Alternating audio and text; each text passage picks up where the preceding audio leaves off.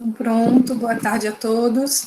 Nós vamos iniciar essa quarta aula, né, de higiene dos alimentos, né, que é a disciplina de segurança alimentar e nutrição e dietética. E hoje a gente vai falar sobre higiene dos alimentos, tá?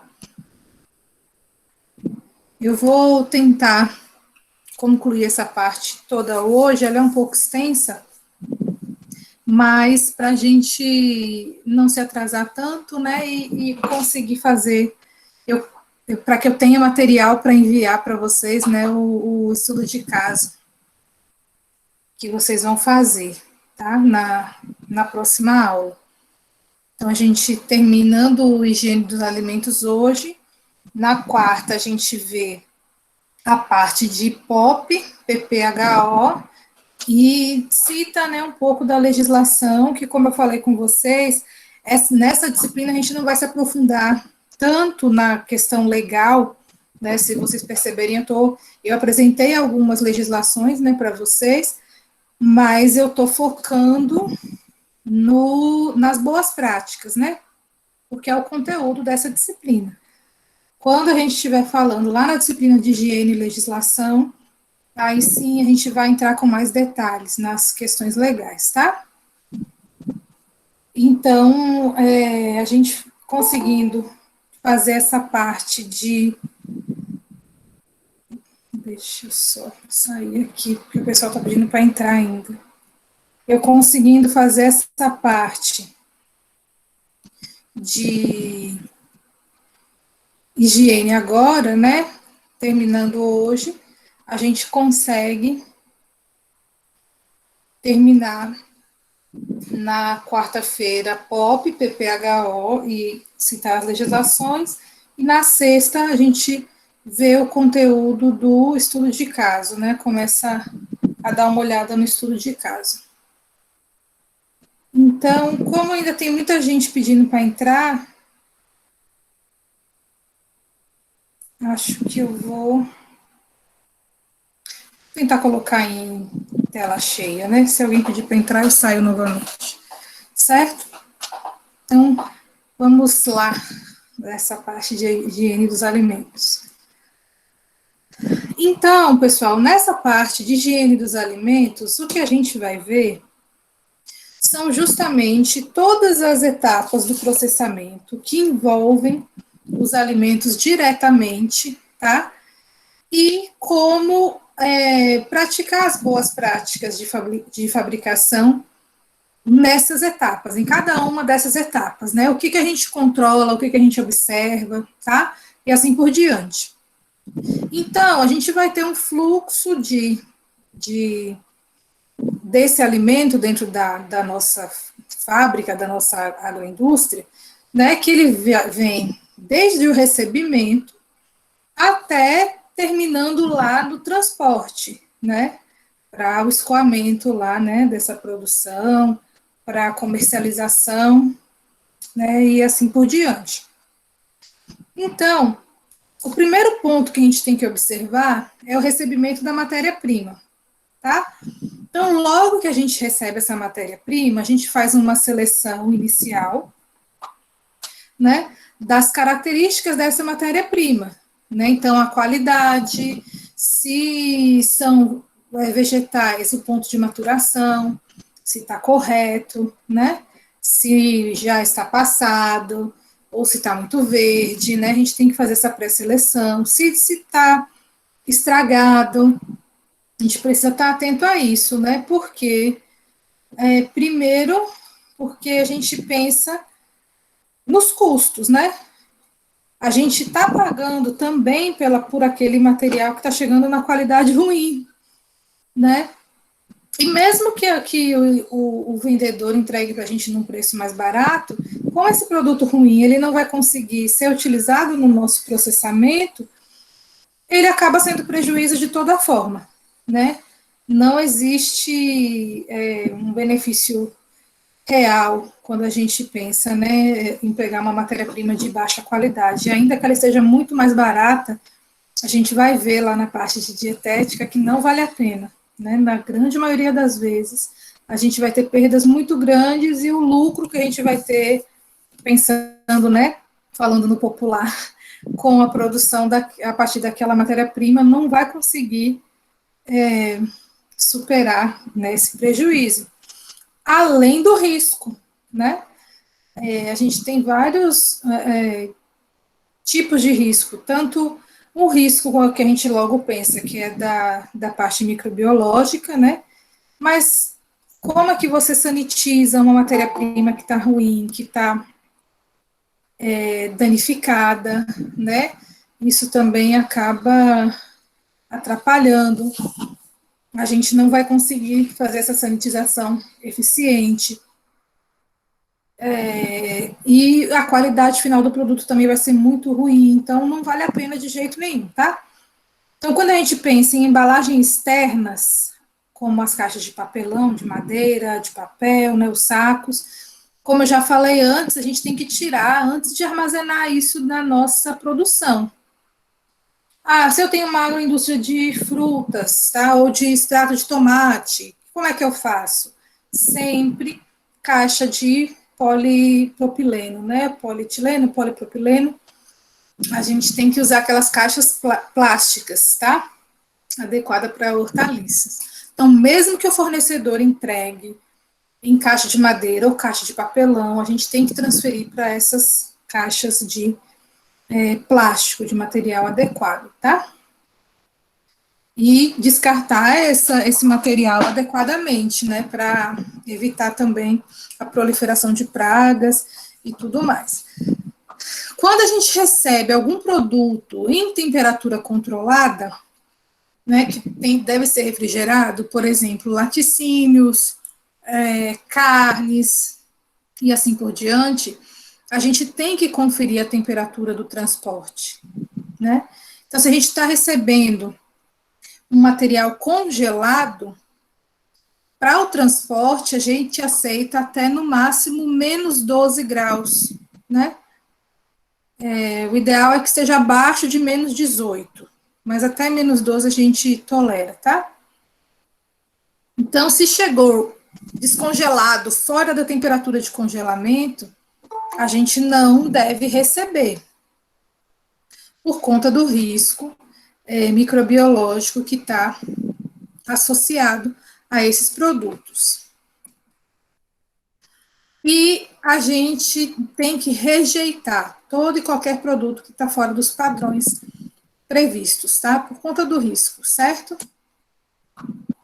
Se a embalagem está rasgada, amassada, então se for lata, né? Se está amassada, rasgada, a gente não recebe. Primeiro, a gente não sabe, no caso de sacarias, a gente não sabe como que aquele material rasgou, se ele rasgou de fato durante o transporte, ou se foi um rato que roeu, né?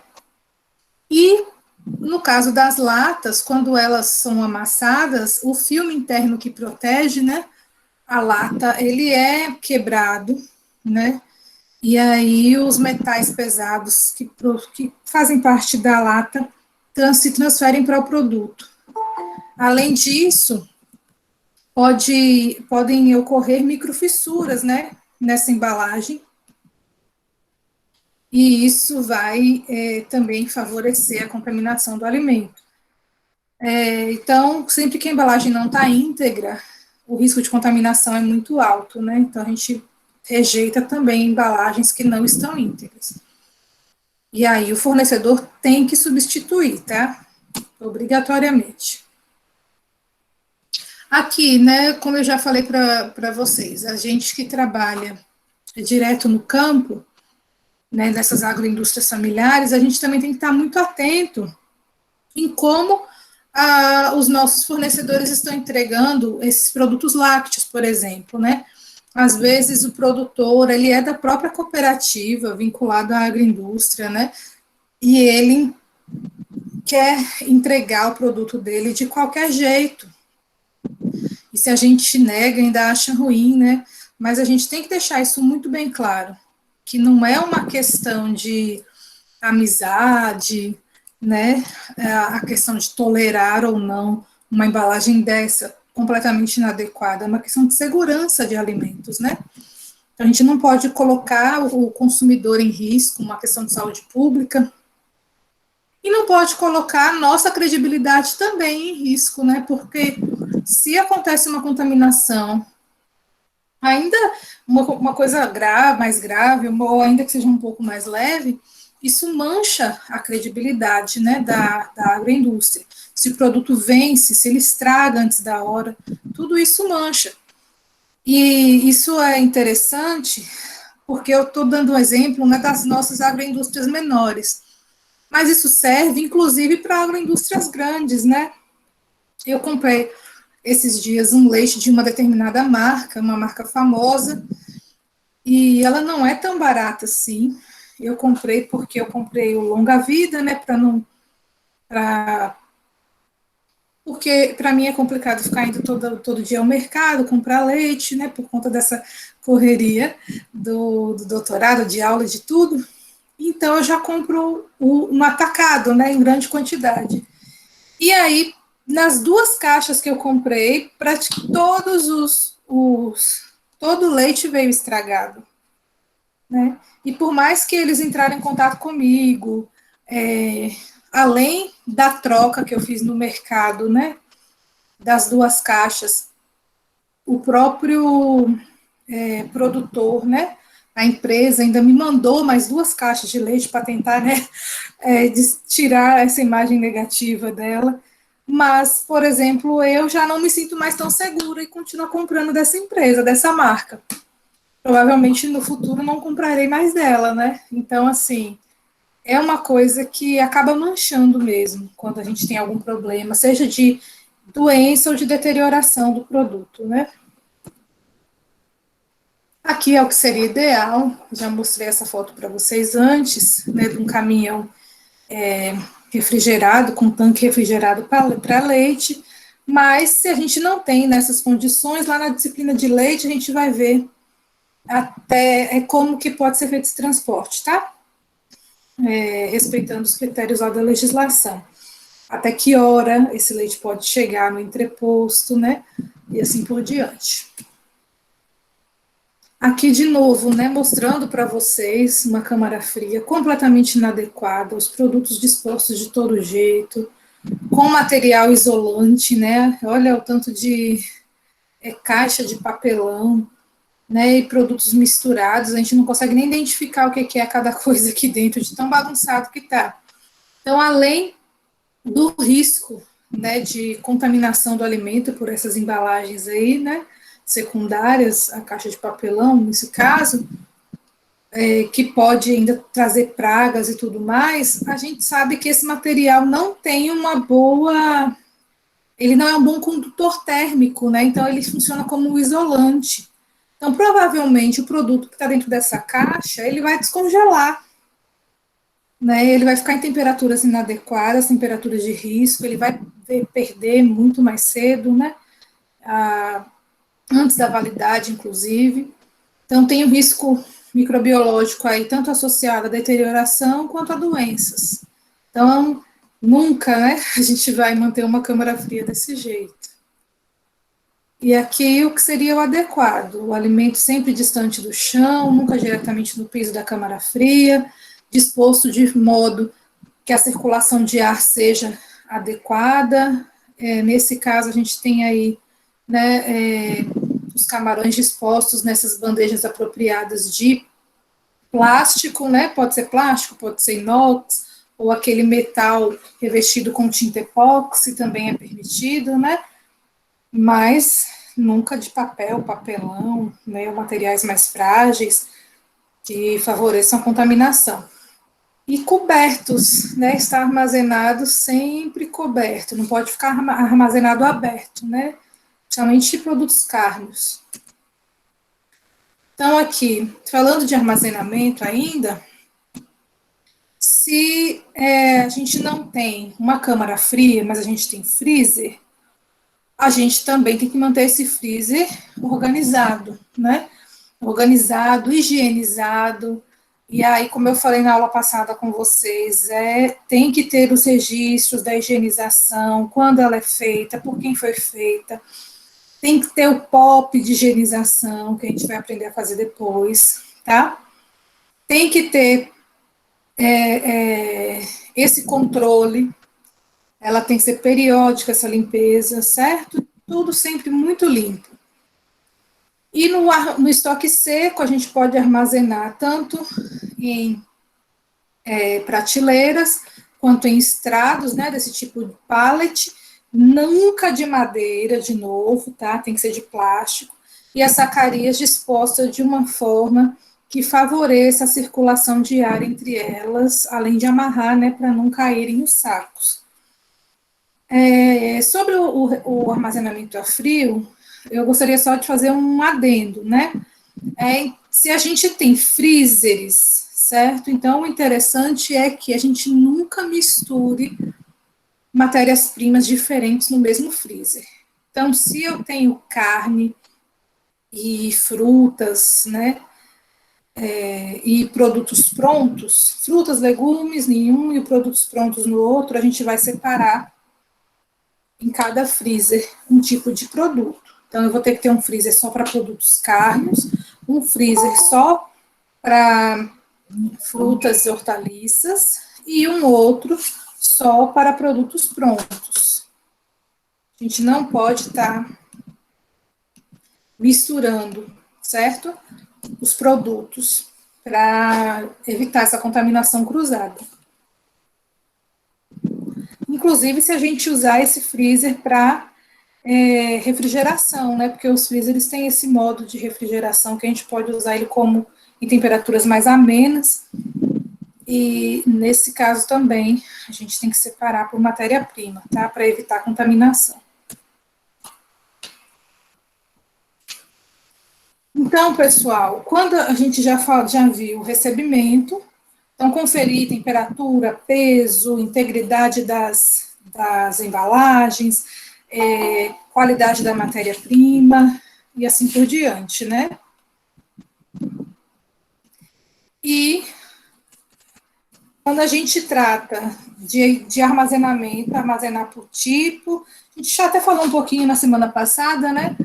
A gente armazena os materiais por tipo de material, então estoque seco vai ser uma ala, material de higiene outra, material de embalagens em outro, né, e em temperatura controlada em outro espaço e assim por diante. Vocês veem isso com mais detalhes lá em desenho técnico, né, provavelmente, a distribuição dessas áreas. O pré-preparo. Então, o pré-preparo é onde o alimento inicia, né, a sua manipulação de fato, tá? Então, é tudo o que a gente faz antes de começar as operações de preparo. Então, se antes de cozinhar uma carne eu preciso cortar, isso é uma etapa do pré-preparo, o corte. Se antes de fazer uma salada eu preciso higienizar os produtos, então isso também é uma etapa do pré-preparo, certo? Então, aqui, como eu já falei também na outra aula, é muito importante a gente ter cuidado, né, nessas etapas. Com a higiene das mãos, sempre que mudar de operação, mudar de produto, higienizar as mãos. Facas e tábuas de corte separados. Pessoal, deixa eu entrar tudo agora. Interrompendo a aula, né, infelizmente. Então, vamos lá. A gente tem que ter esses utensílios todos separados, tá? Para evitar contaminação cruzada. Então, a tábua de carne é só para carne, a tábua de hortaliças é só para hortaliças e assim por diante. E a tábua de, ao cortar algum material que já está pronto, também tem que ser separada. Então, vamos lá.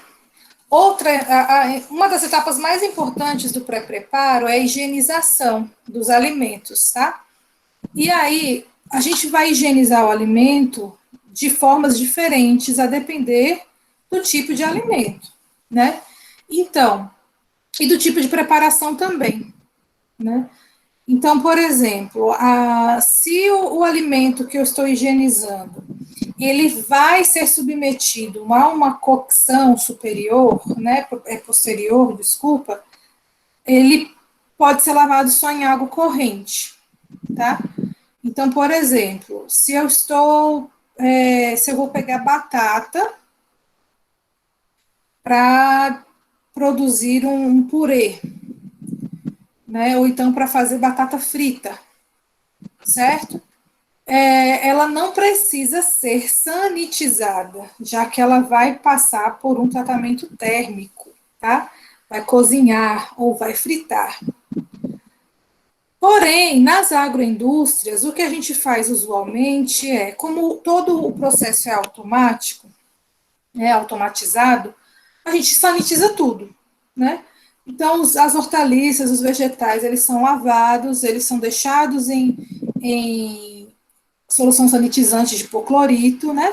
De sódio, enxaguados e aí levados para a produção, seja de produtos crus, como polpas, né? E vegetais e assim por diante, vegetais congelados, seja para produtos que são coccionados. Né? Então, por uma questão de segurança, a gente acaba que padroniza essa sanitização.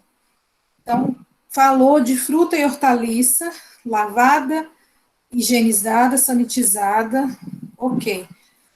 Agora, quando a gente fala de restaurantes, por exemplo, lanchonetes para produção e para consumo direto, né? A gente já consumiu o alimento pronto, aí serve essa regrinha aí. Vai ser cozido? Não. Sanitiza. Se for cozido, não precisa sanitizar, só lavar, tá? Aí, para a agroindústria, sanitiza tudo. Então, continuando as etapas do pré-preparo, como é que a gente faz essa higienização de hortaliças, né, e verduras? A gente faz essa etapa com a intenção de reduzir a contaminação, né, a carga microbiana desses alimentos. Então, primeiro a gente remove as partes que estão estragadas, tá? Depois a gente higieniza item por item, né, se for folhoso, por exemplo, folha por folha em água corrente para tirar a sujeira aparente, né, matéria orgânica, porque, pessoal, não adianta a gente pegar o alimento sujo e colocar lá na solução de hipoclorito, porque ele não vai ter eficiência essa sanitização. O hipoclorito ele reage com a matéria orgânica, né? Então, se não for lavado antes, a gente reduz a eficácia lá da solução de hipoclorito, tá? E aí a gente deixa desinfetando nessa solução por 15 minutos, tá? Aqui atrás eu coloquei. A gente tem que deixar em solução de 200 a 250 ppm de hipoclorito, tá? De 100 a 250. Enxágua em água corrente. E depois a gente vai escorrer e deixar num utensílio limpo e coberto, tá? Porque se a gente deixar exposto, pode cair poeira, inseto, né? E assim por diante, contaminar o alimento de novo. Então tem que estar sempre coberto. Inclui também as operações de pré-preparo a remoção das partes não comestíveis, né? Ou então das partes que não são desejadas para aquela determinada preparação. Então, por exemplo, se eu for fazer um caldo de abóbora, provavelmente eu não vou usar a semente de abóbora. Antigamente a gente chamava essas partes de não comestíveis, mas elas são comestíveis, né? Então a gente retira para utilizar em outras preparações mais adiante, né? Vamos colocar assim. Ou uma carne, né? Se a gente vai limpar essa carne, né? Fazer a toalete, tirar aqueles tendões, né? A gordura em excesso e assim por diante. Então isso também faz parte do pré-preparo. E aí sempre lembrar, né, que essas sementes, cascas, talos podem ser utilizadas sim para a produção de outros produtos, né? A gente vai chamar lá de subprodutos. A gente pode fazer farinhas, a gente pode fazer eles torrados, né? pode preparar patês e temperos, né, e assim por diante. Fundos de panela, né, caldos de vegetais e assim por diante, para a gente aproveitar esse alimento de forma integral, tá? Eles são ricos, essas partes são ricas em fibras e sais minerais, né? Então a gente também não pode estar desperdiçando, né? E nem descartando inadequadamente por conta do impacto ambiental também. Outra etapa do preparo é a divisão, as etapas de divisão. Né? Então, cortar, picar, moer, triturar ou amassar, né? Sejam vegetais ou carnes, essas etapas também são etapas de pré-preparo. Né? Essas operações também de separação. Então, se a gente está extraindo o suco de uma fruta, está despolpando uma fruta, ou está peneirando a farinha para padronizar, também são etapas de pré-preparo. Mistura de ingredientes, também são etapas de pré-preparo, tá?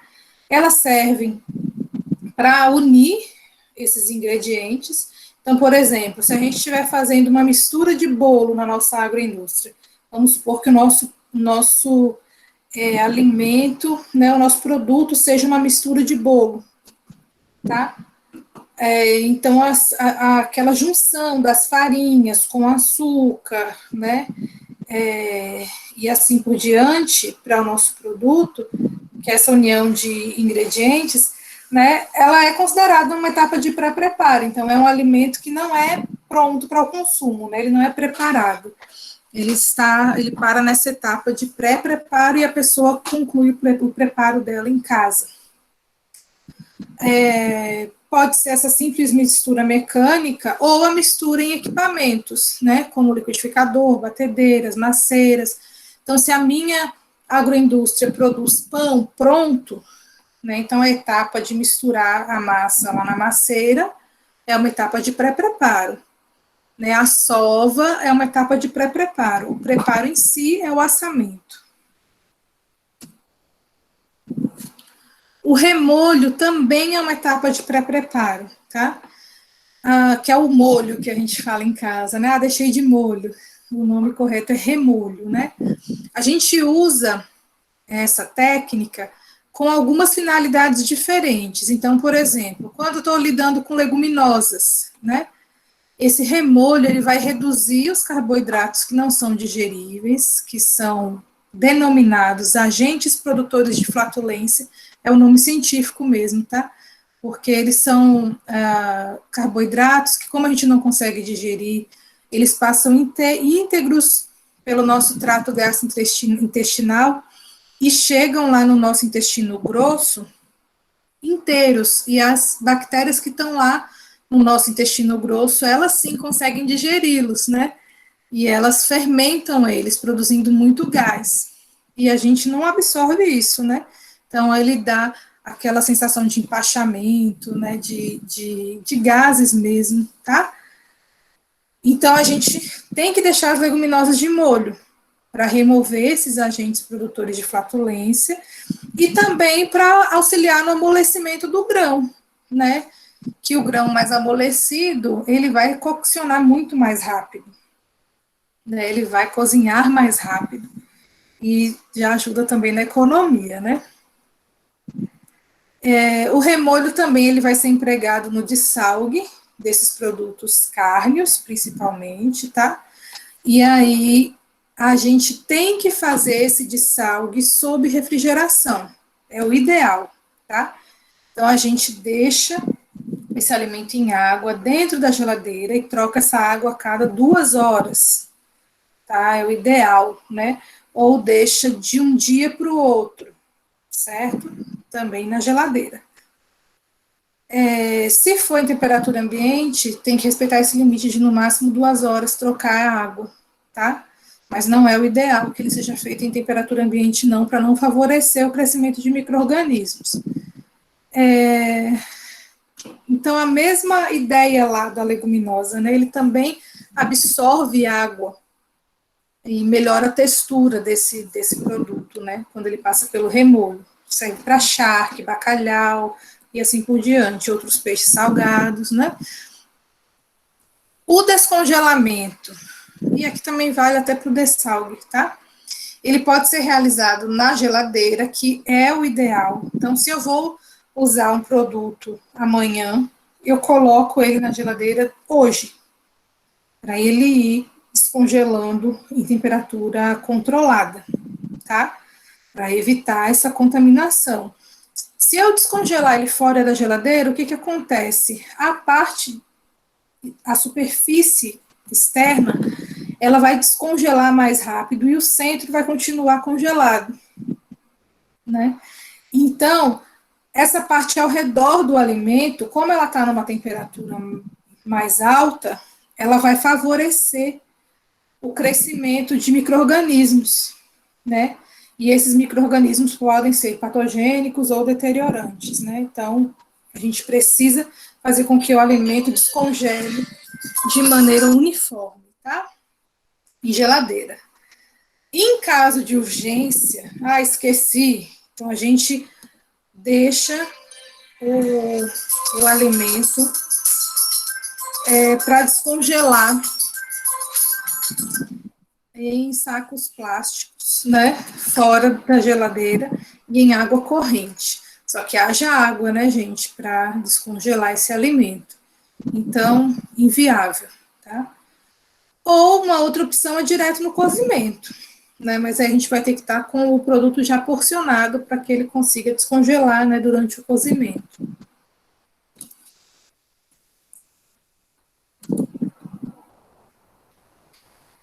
Como eu falei, o dessalgue também segue essa mesma ideia, né? Tem que ser na geladeira ou então em fervura, né? Se ele já for preparado logo em seguida. Outra questão é, quando a gente abre a embalagem de um produto, aquela validade que está lá não serve mais, tá? Então, se eu produzo pão e eu abrir um saco lá de farinha, não usei aquela farinha toda.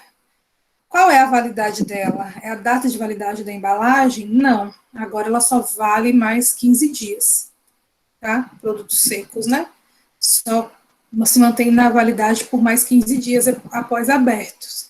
Então, a gente vai ter que fazer uma etiqueta, colocar lá o nome do produto, a data em que ele foi aberto e qual é a nova data de validade, tá? Porque a gente muda, né? E além disso, o ideal não é a gente ficar amarrando a saco que já está aberto, caixinha que já está aberta e assim por diante, né? A gente tem que trocar para um recipiente adequado, tá? Então, sobrou farinha, coloco numa vasilha adequada e etiqueto, tá? Um pote, boto a etiqueta. Outra operação de pré-preparo é a catação, né, ou escolha de grãos. A gente realiza esse processo justamente para evitar perigos físicos, né? Então, ali misturado aos grãos podem vir pedras, areia, pedaço de vidro, de metal, besourinho, né? E assim por diante. Então, a gente tem que catar, tá? E tem que manter o local onde eles são catados muito bem higienizados. E depois que faz essa catação, tem que higienizar o produto também, né? Lavar em água corrente. Moagem e fatiamento. Esse aqui é um dos piores equipamentos, né? São um dos piores, que mais acumulam sujeira, que mais tem formação de biofilme microbiano, que mais gera risco, né, de contaminação dos alimentos, seja por micro-organismo deteriorante ou por micro-organismo patogênico, né, e principalmente quando a gente fala de fatiadoras, a gente tem um risco de contaminação por Listeria monocytogenes muito grande, né? E a mesma fatiadora que fatia o queijo, fatia presunto e assim por diante, isso pode causar contaminação cruzada. E esse micro-organismo é muito perigoso, ele gera doenças graves, principalmente para grupos de risco. E tratando-se de gestante, por exemplo, ele pode induzir até o aborto, né? Levar ao aborto espontâneo. Então, são utensílios que a gente tem que ter um cuidado muito grande, tá? Sempre que lavar antes de usar, lavar depois, não é só jogar uma aguinha, a gente tem que desmontar ele todo, lavar ele todo, tá? Higienizar, passar álcool, né, deixar ele higienizado com álcool para a próxima utilização. Tem que ter muito cuidado, tá? Lavar antes e depois de usar. E sempre que for trocar de produto. Então, outra coisa que a gente precisa destacar é que todos os alimentos que já foram pré-preparados e que precisam de refrigeração, como carnes temperadas ou já porcionadas, né, vegetais e assim por diante, eles devem ser mantidos em geladeira, tá? Até o preparo, né? Se eles forem preparados logo em seguida, não, mas se a gente ainda for demorar, tem que voltar para a geladeira. Certo? Alguma dúvida até aqui, pessoal? Sim ou não? Professora, Oi. essa pastilha de hoje não é a mesma que a senhora deu, aquela, a cartilha sobre as boas práticas, não é? Aquela cartilha sobre boas práticas tem uma parte, né? Dessa. Porque nessa não tem, não. Não tem essa parte aí, não. Então, é porque essa parte ela vai estar dentro da legislação que eu mandei. Tá? Tem uma outra, aquela cartilha, ela é com base na RDC 116, de 2004, da Anvisa, né? E aí eu vou mandar para vocês a RDC na íntegra, né? Porque aquela cartilha é só uma linguagem mais fácil para vocês introduzirem o assunto. Essa parte de controle mesmo vai ser nessa RDC, que eu vou mandar para vocês, tá? Principalmente dessa parte de alimentos, que ela é bem mais detalhada. Na portaria do mapa também tem essa parte. Aqui eu já mandei para vocês.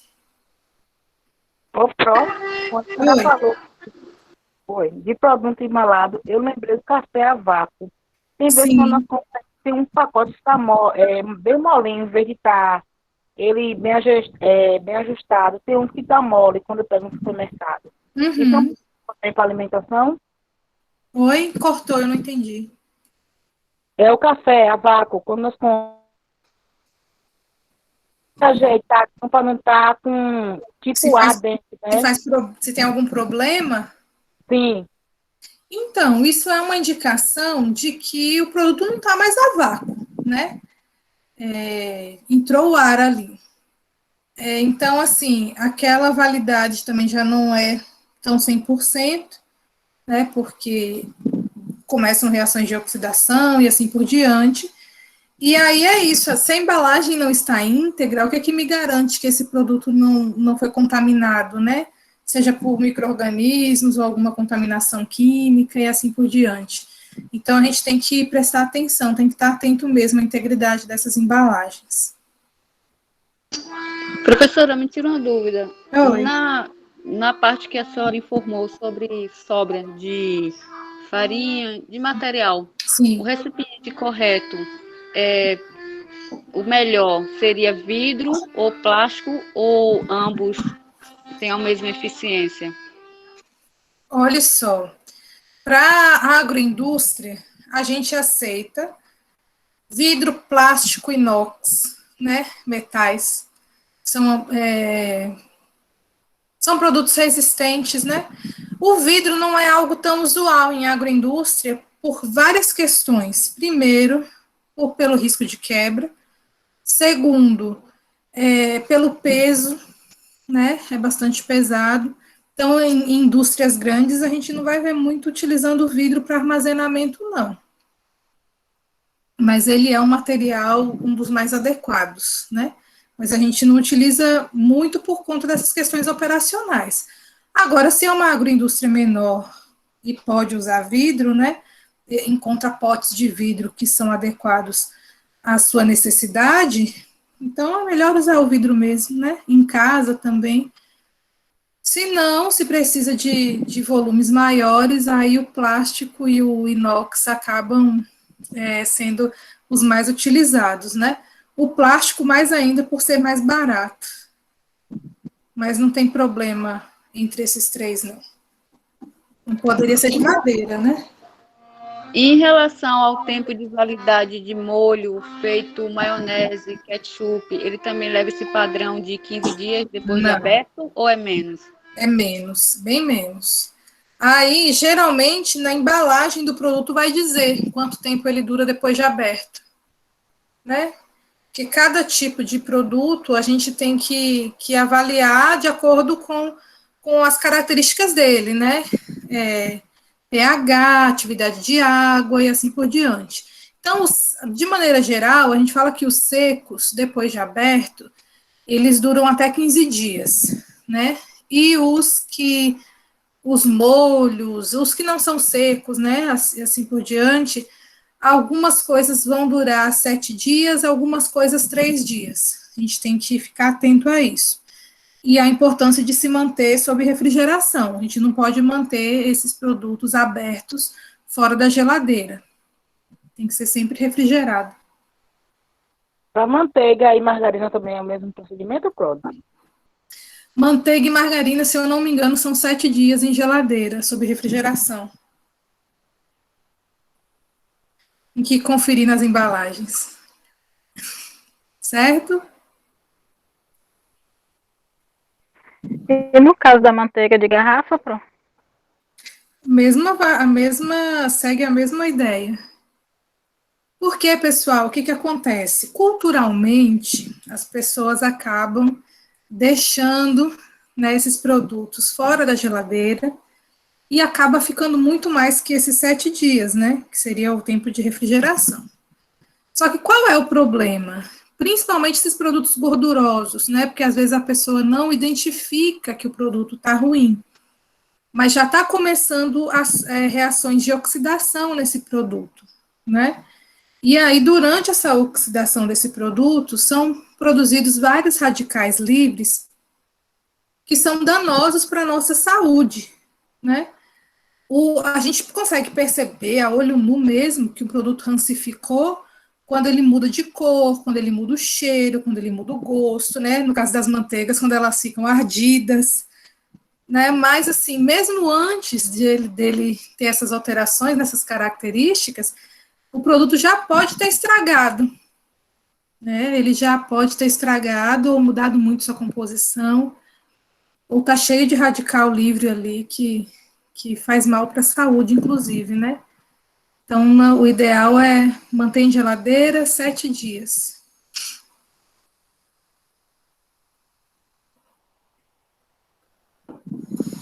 Mais alguma dúvida?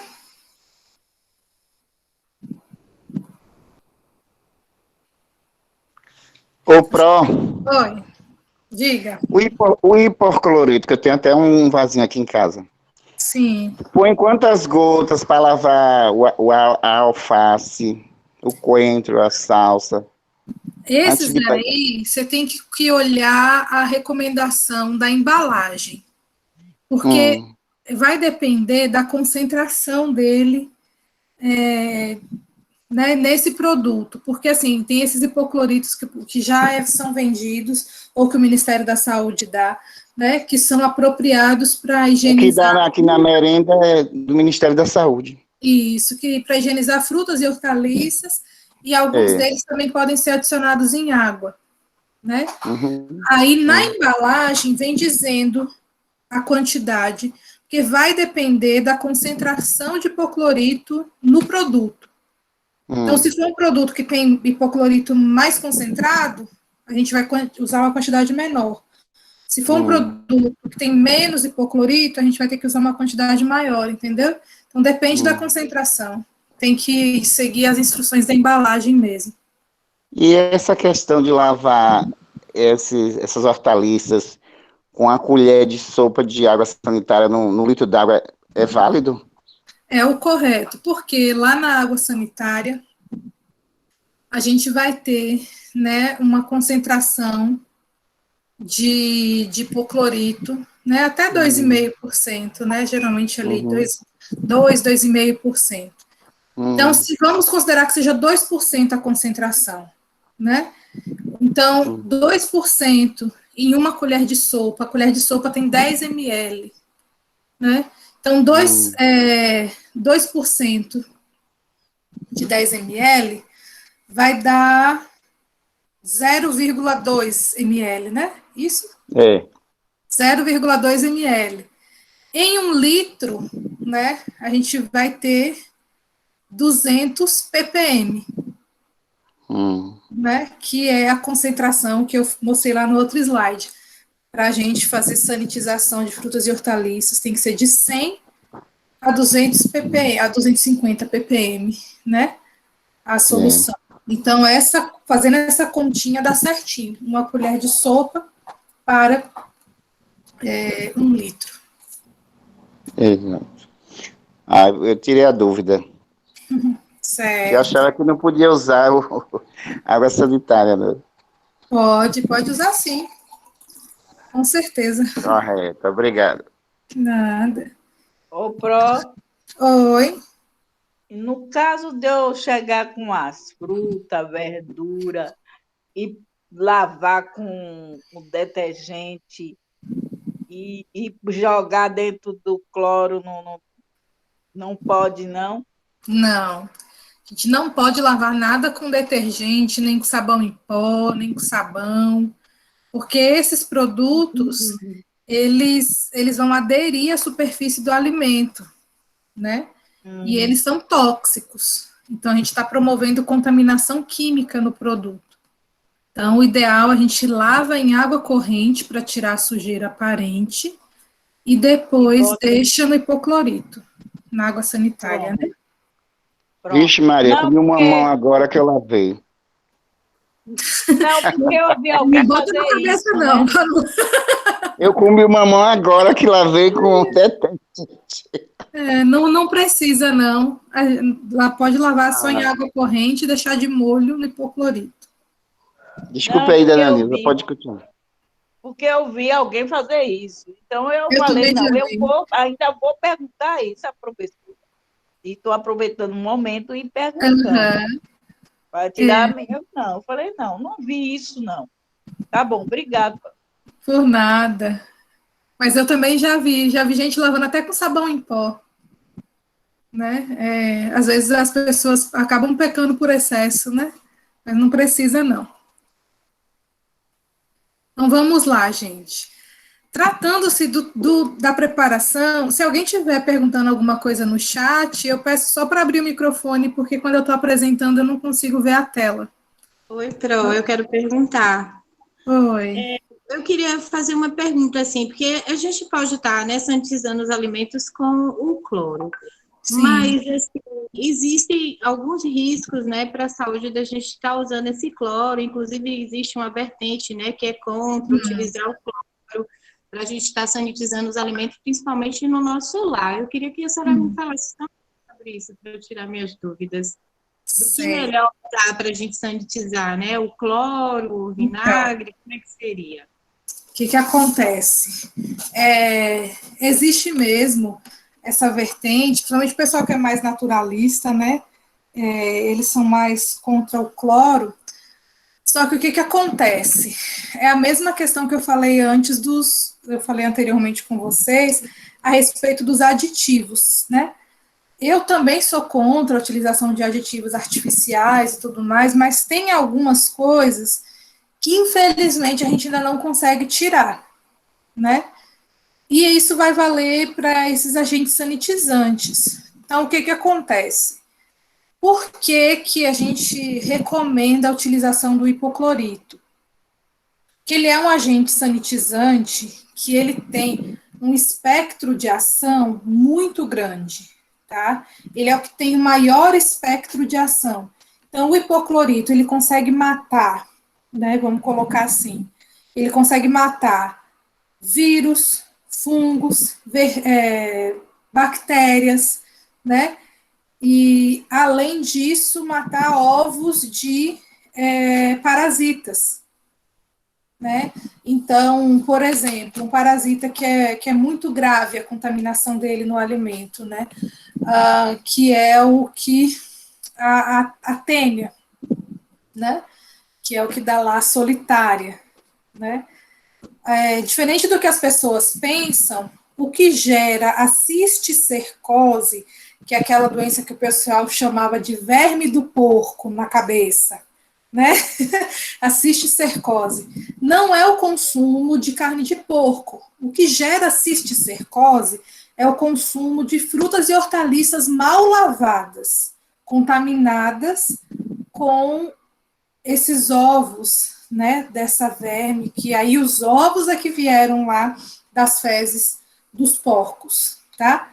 E aí pode estar no solo ou pode estar na água. Então não é comer a carne do porco, é comer a fruta e hortaliça mal higienizada, que pode dar essa verme do porco, vamos colocar assim, né? Pode dar a cisticercose. Então o hipoclorito, ele consegue destruir todos esses contaminantes biológicos, né? O espectro de ação dele é grande, muito grande. O vinagre não tem esse efeito, né? O vinagre, ele não vai matar de forma eficiente nem as bactérias, nem os fungos, muito menos os ovos de parasitas, né? E parasitas em geral. Então, ele pode reduzir um pouco a carga microbiana, né? Eu tinha uma professora de microbiologia que ela falava que o vinagre tempera as bactérias, para a gente comer bactéria com gosto, só isso, né? Não chega a matar. Então, a eficiência de vinagre, de limão, né? Já vi o pessoal falando em bicarbonato menos ainda, que não mata nada mesmo, tá?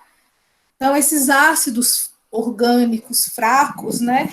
Eles não têm essa mesma eficiência.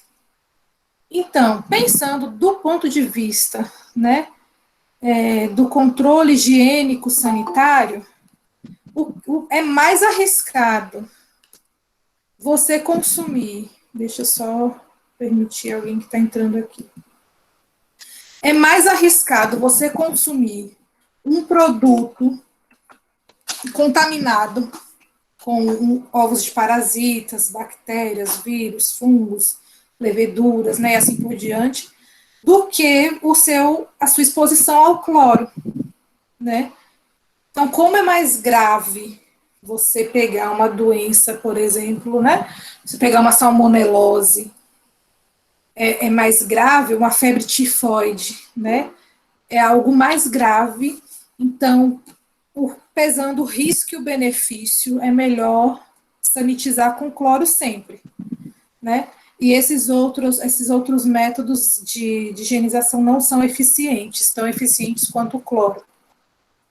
E o cuidado que a gente tem que ter é esse, né, quando a gente trata de hipoclorito. Diluir na quantidade certa. Então, se é uma colher de sopa para 1 litro, é uma colher de sopa para 1 litro. Não tem que colocar 2, 3, 4, né? Então, tomar cuidado com a diluição e lavar depois, né? Fazer o enxágue para tirar o excesso do sanitizante. Alguém falou alguma coisa? Eu ia falar, mas... quem não tem acesso a essa água, no caso, corrente, que muitas vezes falta água para lavar, não só para lavar, como para beber e tudo. Como é que faz essa higienização? E o uso da bucha é necessário quando não tem essa água corrente? Na agroindústria ou em casa? Na agroindústria eu sei que tem que ter essa água corrente, mas nem em casa. Pronto. Então, o que acontece? Para quem usa essas águas, né, alternativas, água de cisterna, né, água de poço, como eu falei, né, anteriormente, em casa, aí tem esse sanitizante aí do Ministério da Saúde, né? ele tem lá a recomendação de quantas gotas colocar por litro de água para beber, né? E para usar nessa limpeza e assim por diante, né?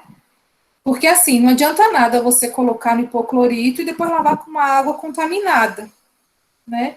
Então, a gente tem que usar uma água de qualidade, tem que ter todos aqueles cuidados que o Ministério da Saúde preconiza, né? Então, assim, se é uma água de cisterna da água da chuva, tem que tomar aquele cuidado de deixar os primeiros minutos de chuva, né, para lavar o telhado, não coletar essa água, né, deixar ela escorrer, e aí depois de alguns minutos de chuva é que a gente acopla a calha, né, lá na cisterna, para pegar a água mais limpa. Essa água vai decantar, a gente pega essa parte de cima da água, e aí essa água, se for para beber, ela tem que ser fervida, né, ou filtrada, e se for para a higienização dos alimentos, aí nesse potinho aí do Ministério da Saúde, né, do hipoclorito, ele vem dizendo quantas gotinhas colocar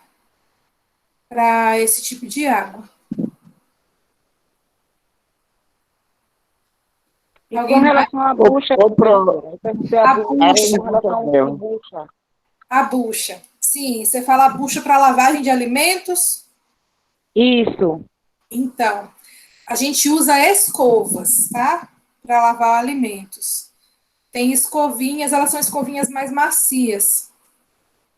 E elas não juntam tanta sujeira quanto as buchas, né? Então, a gente usa escovinhas adequadas para lavar os alimentos. Quais alimentos a gente passa escova? Os alimentos cuja estrutura suportem, né? Então, se eu tiver lá com uma abóbora, né, o aipim, uma batata, que mais? Cenoura, abacaxi, principalmente o abacaxi que é difícil de lavar, né? Então a gente tem que passar a escovinha bem passada antes de botar no hipoclorito. Então a gente usa para esses alimentos. Claro, a gente não vai usar uma bucha para lavar morango, uva, né? Que são alimentos que têm a estrutura mais sensível, ou folhas também não, né? Então a gente só lava em água corrente mesmo e bota na solução de hipoclorito. Professora, em relação ao ovo, como deve ser a forma da limpeza dele, a higienização? Aí o ovo, a gente tem um grande dilema, né? Vou colocar como um grande dilema, porque assim, depende de alguns fatores. O que acontece? Quando a galinha põe o ovo, né, ela coloca, né, no próprio prato dela, ela produz como fosse uma cera, tá? Vou colocar assim, que protege o ovo contra a contaminação de micro-organismos, tá? Para que micro-organismos não entrem na estrutura do ovo, que é uma estrutura porosa. Mas o que acontece? Se esse ovo tiver em contato com pena, com fezes, que geralmente fica, então aumenta muito o risco de contaminação, né? Então, o que a gente faz? A gente coleta esse ovo, ele é lavado, né, com a buchinha para tirar toda a sujeira e armazenado sob refrigeração. Tem que ser em geladeira. Se a gente lavar esse ovo e deixar ele à temperatura ambiente, a gente está favorecendo a contaminação, porque a gente tirou a película protetora do ovo e não está e está deixando ele exposto, né? Então tem que ficar dentro da geladeira, tá? Se for ovo de granja, por exemplo, tá? Na granja, eles já fazem essa lavagem dos ovos.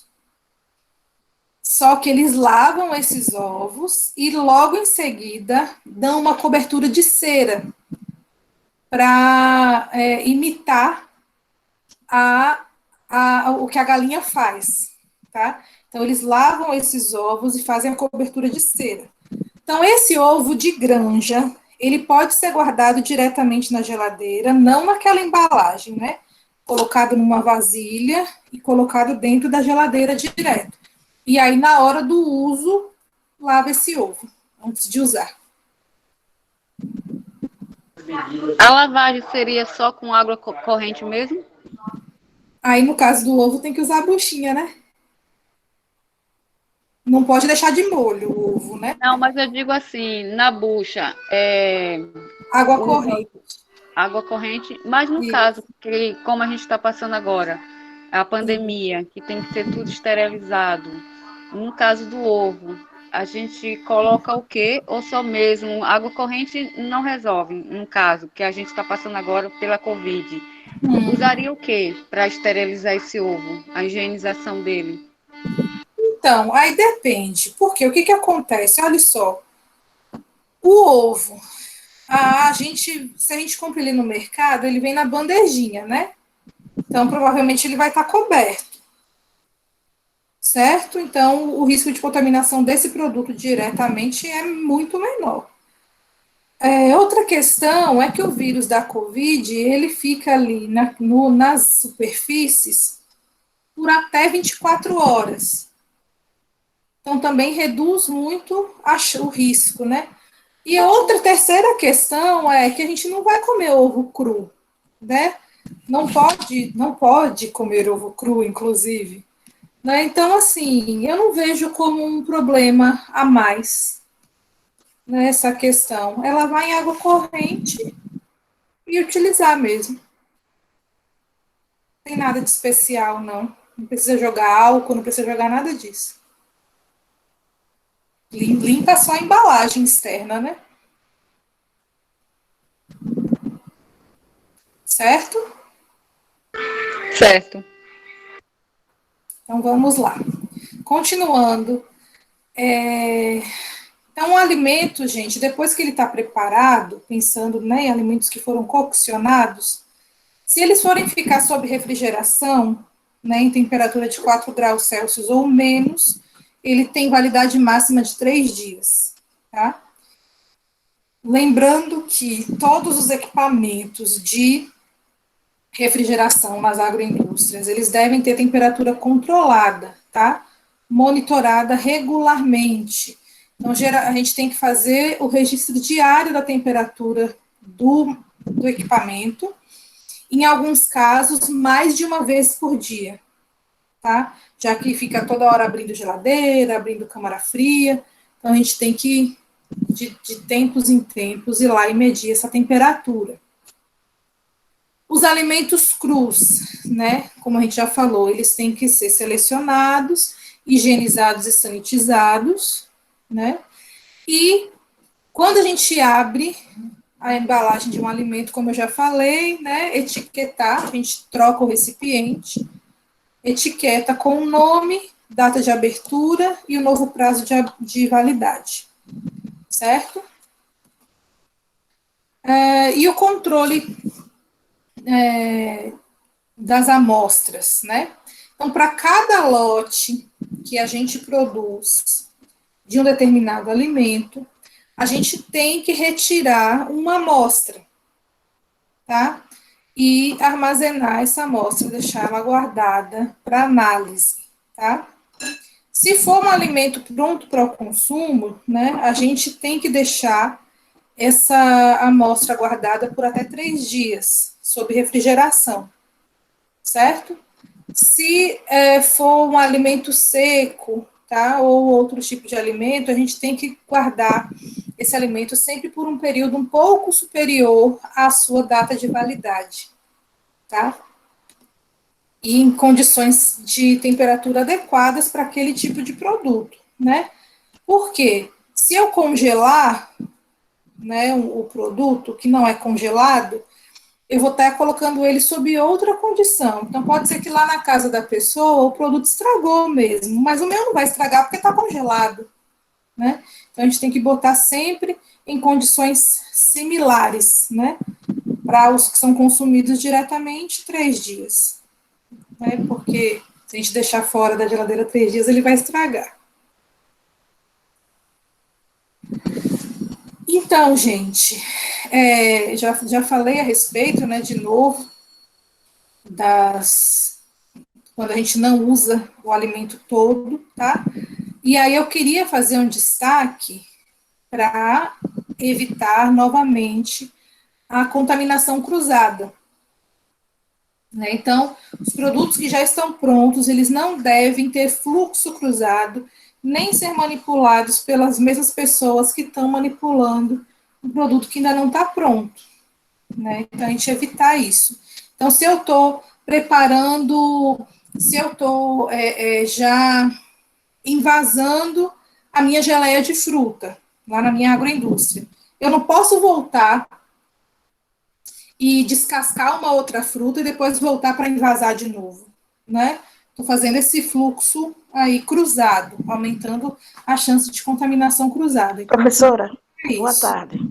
Boa tarde. Essa amostra de referência futura que a senhora falou para aguardar, no caso de alimentos, porque são diversos tamanhos e variedades, qual seria, então, o limite da qual a agricultura familiar deveria guardar? Quantas gramas ou ml? 200 ml, 100 ml, para ter como amostra de referência futura? A legislação para a agricultura familiar é igual, nesse caso, da legislação de indústria comum, certo? Não muda, não. Eu não estou entrando nesses detalhes agora, porque esses assuntos não são dessa disciplina, eles são da disciplina de higiene e legislação.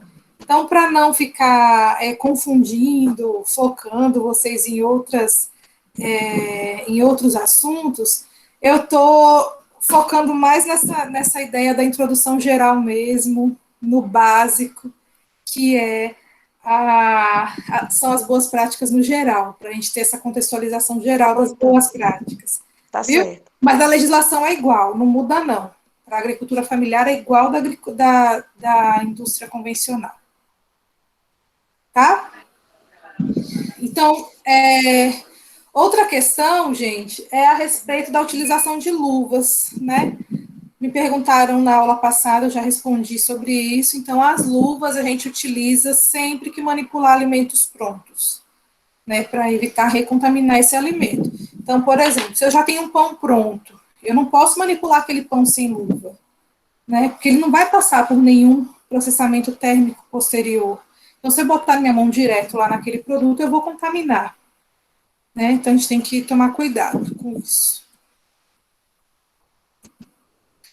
Então, quando eu falo preparo, a gente pode incluir ou não esse emprego do calor. Né? Se é um produto que é assado, cozido, frito, né? Tem esse emprego do calor. E isso, além de aumentar a digestibilidade do alimento, melhorar o sabor, a palatabilidade, isso vai inibir o crescimento microbiano também, né? Então, vai reduzir a carga microbiana do alimento. Então, também é uma forma de controlar os micro-organismos. Só que esse cozimento tem que ser adequado. A gente tem que atingir uma temperatura mínima de 74 graus, né? Então, por que a gente fala que não pode estar consumindo ovo mole, com a gema mole? Né? Porque se a gema está mole, isso é um sinal para mim de que não atingiu a 74 graus no centro geométrico daquele alimento, né? Então, a chance de ter bactérias vivas ali é alta, né? Inclusive salmonela, por exemplo, tá? O emprego de calor também deve ser realizado de forma adequada. Então, assim, a gente não precisa utilizar temperaturas excessivamente altas também, né? Nem passar muito do tempo, porque além de perder a qualidade do alimento, também a gente perde nutrientes nesse processo, né? Então, tem que achar o ponto ideal para cada produto, né? E aí, nas tecnologias de cada produto, a gente vai ver qual vai ser o ponto ideal para cada produto desse. Lácteo é um, geleias é outro, e assim por diante. Então, e se eu estiver fazendo um alimento que ele leva uma temperatura menor, então ele vai levar um tempo maior, tá? Para coccionar, certo? mas o ideal é 74 graus, tá? No mínimo, certo? Então, sempre ficar de olho nesse binômio tempo-temperatura. Aí, se eu estiver fazendo uma fritura, que é em 180 graus, então provavelmente o tempo vai ser bem menor, né? Para garantir essa segurança. Então, a gente pode coccionar esse alimento por calor úmido, tá? Que é quando a gente utiliza água ou vapor nessa cocção, tá? E a gente tem que ter um pouco de cuidado nisso, porque se a gente estiver usando água, né, o alimento diretamente na água, podem acontecer perdas, né, transferência de minerais para essa água, né, de vitaminas para essa água. Então, o ideal é utilizar o caldo, né, em outras preparações, por exemplo. Tá? Isso serve para a nossa casa também. E pode ser realizada sob pressão ou não. O calor seco é aquele que não utiliza água. Então, o meio condutor do calor pode ser o óleo, o ar ou uma chapa, né? Diretamente. Então, se eu estou botando no forno, quem está conduzindo o calor é o ar, né? De forma geral. Se eu estou grelhando, é a chapa, né? Se eu estou fritando, é o óleo, certo? E o misto? Alimentos que são braseados, ensopados, refogados, né? Então, as carnes que a gente primeiro sela no óleo e depois acrescenta um caldo, né? Um líquido, isso é um alimento de cocção mista. Um vegetal que primeiro a gente refoga em óleo e esse vegetal começa a soltar água e a água conclui esse cozimento, também é um calor misto, tá? Outro exemplo legal, pão de sal, né? Pão de sal, numa certa etapa, que é o pão francês, numa certa etapa da produção, a gente precisa borrifar vapor para formar aquela casquinha, né? Do pão. Então, aquilo também é calor misto. A gente começa com calor seco, né? E joga o vapor. Alguns alimentos, o preparo dele vai envolver o resfriamento, né? Então, sorvete, sobremesas, saladas, recheios, né? E assim por diante. Então, a gente também tem que estar bastante atento, porque esse resfriamento ele tem que acontecer em no máximo 2 horas, né? Se ele saiu do fogo e vai para a geladeira, ele tem que resfriar em no máximo 2 horas, tá? Não pode ficar mais do que isso a temperatura ambiente, por exemplo. E aí, o que a gente faz para acelerar esse resfriamento? A gente sempre tem que reduzir o tamanho.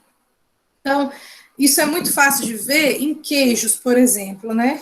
Queijo mussarela. A gente nunca vai achar uma barra de queijo com muito mais de 3 quilos, né? Por quê? Se essa barra tiver muito mais de 3 quilos, o resfriamento não vai ser adequado. Então, o risco de desenvolvimento de micro-organismos naquele queijo vai ser muito maior. A mesma coisa vai servir para peças de carne, né? Elas têm que estar porcionadas, tá? Para serem refrigeradas adequadamente. Então, carne e produtos carnes. Então, essa mesma ideia vale para os presuntos que são refrigerados, por exemplo, né? A gente não vai achar peças com muito mais que 3 quilos, peças de presunto. Por quê? Porque a gente precisa garantir essa transferência de calor, tá? E se a gente fizer peças muito maiores, o centro vai demorar muito de trocar o calor. Distribuir em pequenos volumes, né? Se for um alimento líquido ou pastoso, a gente tem que mexer. A gente tem que colocar num banho de gelo, né, muitas vezes, para acelerar esse resfriamento antes de refrigerar, ou de colocar no freezer, né, e quando coloca no freezer, a gente não pode fazer pilhas muito grandes, né, nem deixar os alimentos muito coladinhos, a gente precisa do ar circulando ali, para ajudar na troca de calor, né, então a gente tem que deixar os espaços entre um produto e outro. Lá em higiene, eu vou detalhar melhor que espaço é esse, tá? Eu não vou dar spoiler para vocês. E por que é importante a gente observar tudo isso, né? Por quê? o resfriamento mal feito, ele pode favorecer o crescimento de micro-organismos patogênicos, né, além dos micro-organismos deteriorantes, né? Então, aqui, quando a gente está com um alimento cozido que está quente ainda, a gente não vai deixar ele resfriar num tacho dessa altura, né? A gente tem que botar em recipientes rasos, de no máximo 10 centímetros de altura, para favorecer essa troca, tá? A gente deixa sair o vapor por 30 minutos, e aí depois coloca para terminar de resfriar na geladeira ou no freezer, sempre em recipientes fechados, tá? Nunca em recipiente aberto na geladeira, nem no freezer. Então, a próxima etapa, depois desse preparo, é a etapa de porcionamento e de embalagem, né? Então, se a gente está falando de um restaurante, né, ou de uma lanchonete, onde vai ser consumido diretamente, a gente vai transferir esse alimento preparado para cuba, para travessa, para bandeja, prato, e no caso das agroindústrias, para as embalagens, né? Então, de novo, o que a gente tem que observar? Higiene do manipulador, higiene dos utensílios, o destaque para o uso de luvas, né, se o alimento está pronto e não vai passar por nenhum outro processamento, tá? E outro destaque é a questão da temperatura. Então, se é um alimento que é para ser congelado, porcione e congela logo, tá? Se for resfriado, da mesma forma, e assim por diante. Se for um alimento que tem que ser mantido a quente para o consumo direto, então porciona e deixa ele lá na temperatura correta, tá? Para evitar a recontaminação e o crescimento microbiano. Eu também deixei a parte de transporte separada, né? Nessa disciplina, não tem a parte de transporte incluída, certo? Mas eu vou só fazer um comentário a respeito do transporte, né? Por quê? Porque o transporte, a gente tem as boas práticas específicas de transporte, né? De logística e transporte. E eu queria só dar uma pincelada com vocês. Então, o que a gente tem que observar no transporte? Primeiro, o veículo tem que ser adequado, né? Então, o veículo não pode ser uma fonte de contaminação. Se eu estou transportando alimento que é congelado ou refrigerado, eu tenho que transportar num carro refrigerado ou congelado, né? Que refrigera ou congela. Aqueles caminhões frigoríficos, e tem carros menores frigoríficos também, tá? Caixa de isopor, caixa disso, caixa daquilo outro, não é o ideal, né, que é o que a gente chama de transporte isotérmico, né, que ele evita essas trocas e tudo mais. Não é o ideal, porque ele não vai manter essa temperatura, né, então é mais uma coisa a se pensar, né, quando a gente fala de agroindústria. Se eu estou produzindo um produto que requer refrigeração, requer congelamento, eu preciso investir num veículo adequado, ainda que seja um veículo pequeno, tá? Para fazer esse transporte, certo? Em último caso, algumas pessoas usam essas caixas térmicas, caixa de isopor e assim por diante, mas não é o recomendado mesmo pela legislação, tá? A gente usa muito essas caixas térmicas, né, que é permitido pela legislação, para transportar alimentos prontos que vão ser consumidos naquele mesmo, né, naquele mesmo momento ali praticamente, né? Então, por exemplo, se eu produzo a refeição para uma empreiteira, por exemplo, né? Então, eu posso levar essas cubas com esses alimentos, ou essas marmitas, essas caixas térmicas, até o local onde vai ser distribuído, né? Caixas térmicas apropriadas, certo? Mas se eu estou vendendo, por exemplo, polpa de fruta, e eu vou fazer uma entrega grande, não é o ideal eu colocar isso em caixa térmica nem em isopor, não. Ou se eu estou vendendo leite pasteurizado ou queijo, tá? tem que ser em carro refrigerado, sim, porque na hora que chegar lá, vai ter a temperatura aferida, e se a temperatura estiver acima do recomendado, aquele produto deve ser rejeitado, tá? Pelo consumidor. E isso a gente tem outros tipos de modais, né, de transporte que a gente fala, mas nas disciplinas corretas a gente traz essa informação. Nunca entregar produto em carro aberto, né, e assim por diante. Tem que ser sempre bem protegido, né, contra poeira, contra chuva, contra insetos, contra várias coisas, certo? Ah, mas eu vou entregar, tá em sacarias grandes, né, alguma coisa assim do tipo. O ideal seria carro fechado, mas aí tem algumas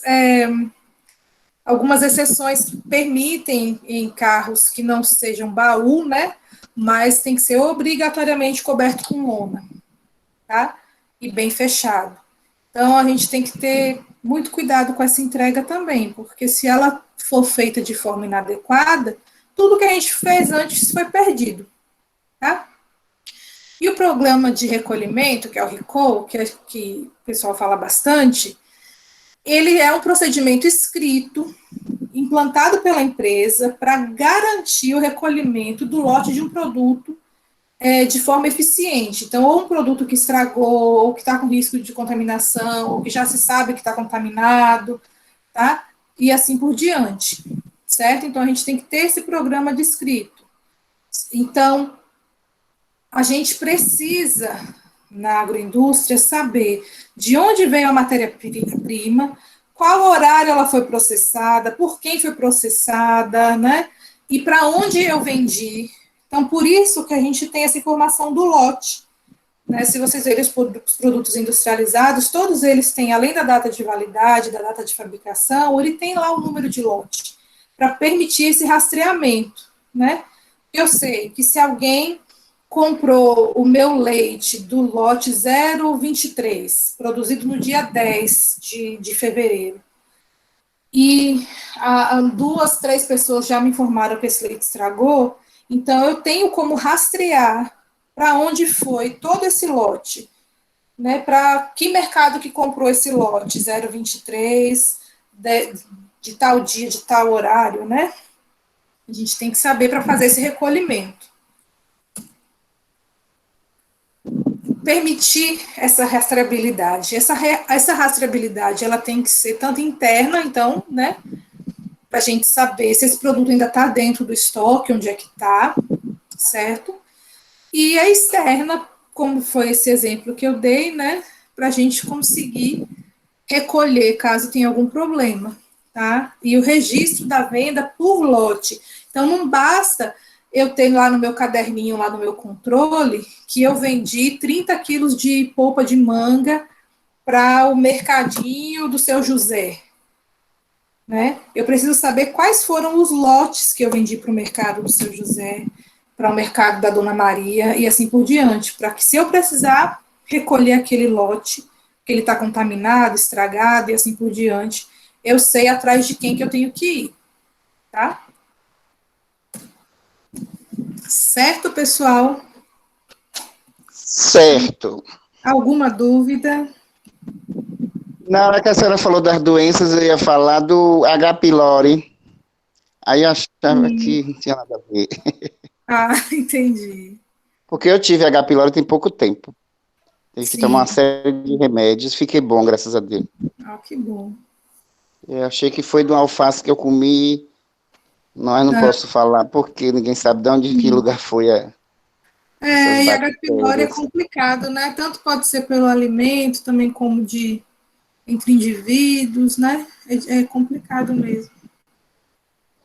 Ô, Pro, como Evaneide perguntou da água, ela pode também ser fervida em casa e tem aquele filtro de barro, né? Aquele filtro de barro. Não é bom? Eu coloquei isso, né? Que a gente pode, se for para beber, né? Filtrar ou ferver. E se for para essas higienizações em geral, né? A gente pode fazer esse tratamento com hipoclorito também. Certo. Obrigado. Pro, me tira uma dúvida. Pode perguntar. No caso, eu forneço assim umas quentinhas, né? Naquelas marmitex, tem aquelas mais de alumínio e tem aquelas outras as de isopor. É certo? Tem algum risco? Quer dizer, as pessoas compram levar para casa. Me deu um alô assim, uma luz em alguma coisa. Então, é bem interessante sua pergunta. Esses marmitex, eles são individuais, né? Que a pessoa compra individualmente e ela vem retirar, ou você entrega de motoboy, de bicicleta, né? Mas saiu da temperatura controlada e vai direto para a casa da pessoa, pode ser nessa embalagem de isopor, tá? Não tem problema. Tá certo. Agora, e até porque essas caixas que o pessoal leva, né, de entrega, ela tem revestimento, né, de isopor e tudo mais. Não vai ter esse problema, não. Esse exemplo que eu dei é porque eu dei um exemplo de distribuição descentralizada de alimentos que a gente fala, que é, por exemplo, vamos supor, tem uma fábrica e você vai entregar comida para essa fábrica. Assim, essa fábrica ela não tem uma cozinha própria onde o alimento é produzido. A cozinha está em outro lugar. Então, geralmente, eles fazem o quê? A comida é produzida num lugar, aí eles colocam naquelas cubas bem grandona, não coloca porcionada em marmitex nem nada não, né? Coloca naquelas cubas e manda essa cuba para distribuição lá onde as pessoas vão consumir, né? E aí lá é que é servido, né? Então é diferente, né? Não seria esse seu caso, não. Nesse seu caso, está tranquilo, pode entregar em isopor mesmo, nessas embalagens. Tá bom, Pro, obrigada. Nada. Professora, eu queria fazer uma pergunta. Pode perguntar. Não, é sobre aquela citoplasma, né, que tem na carne crua, diz que a gente não pode ter muito contato, principalmente quando está gestante, e quando não teve, assim, contato na infância. Você acha que esses alimentos podem, tipo assim, de uma forma incorreta, pode trazer, assim, benefícios ruins na fase adulta? Entendi. É o toxoplasma, né? Toxoplasma gondii, que é a verme do gato que o pessoal fala. Isso. O toxoplasma gondii, né, que ele causa nessa doença, essa toxoplasmose, também é a gente encontra os ovos, né, desse parasita. Esse parasita lá nas carnes cruas, né, frutas e hortaliças e tudo mais, tá? Não é só carne crua, né? Essa verme do gato, ela é encontrada em tudo que não passou, pode ser encontrada, né? Em tudo que não passou por processamento térmico adequado e que teve contato com, né, esses animais. Então, assim, os riscos. Os maiores riscos são crianças, gestantes, é grupo de risco máximo, né? Mas gestantes, crianças, idosos e imunossuprimidos, né? Pessoas com a imunidade baixa.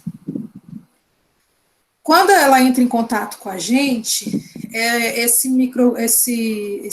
esse parasita, ele pode se alojar em alguns órgãos, tá? Principais órgãos em que ele pode se alojar: na placenta das gestantes, né? Nos olhos, no cérebro e em órgãos moles em geral. Então, no bebê, por exemplo, pode causar cegueira, pode causar aborto, pode causar atraso de desenvolvimento, né, se alojar em cérebro e assim por diante, tá? Então, é perigosíssimo para gestante por isso, para bebê também, tá? E para outros grupos, vou dar um exemplo de imunossuprimido. No hospital, por exemplo, eu conheci uma moça que ela tinha HIV, e aí ela teve contato com um gatinho, né, que não era, não tinha sido vermifugado nem nada, acho que ela criava até esses gatos, e o gato estava lá com toxoplasma, e ela pegou a toxoplasmose a partir desse animal.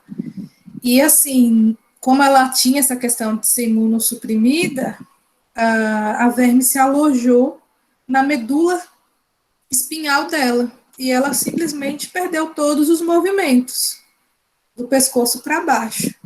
E estava tentando fazer o tratamento para ir recuperando aos poucos esse movimento. Então, assim, é um negócio muito complicado.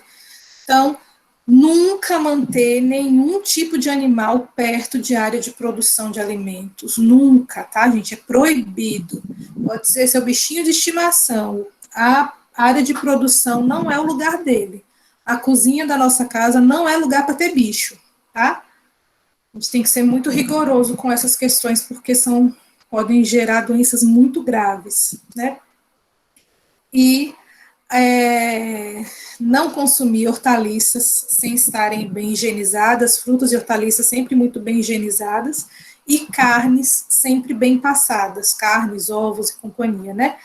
A gente não pode comer nada meio cru, meio sangrando ainda, evitar, tá? E por isso que para a mulher grávida tem essa recomendação de não comer carne mal passada e de não comer salada de fruta, nada disso em restaurante, por exemplo, né? Porque a gente não sabe como é que foi sanitizado.